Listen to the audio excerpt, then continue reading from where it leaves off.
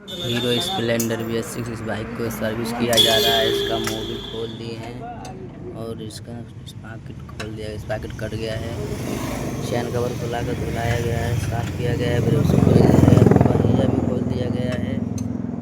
और इधर इसका सेल्फ, ये सेल्फ नहीं काम कर रहा था तो चेक किए हैं, यहाँ से यहाँ डेट किए हैं, यहाँ से डेट स्टार्ट हो रही है, यहाँ से करंट नहीं दे रहा है। स्विच ये खराब हो गया है, यही स्विच खराब हो गया है, सेल्फ वाला स्विच खराब हो गया है।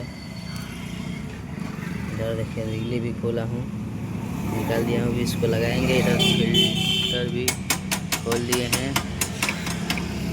और गाड़ी को अच्छी से धुलाई करवाया गया है, अच्छी से धुलाई करवाया गया है, धुलाई हुआ है। देखो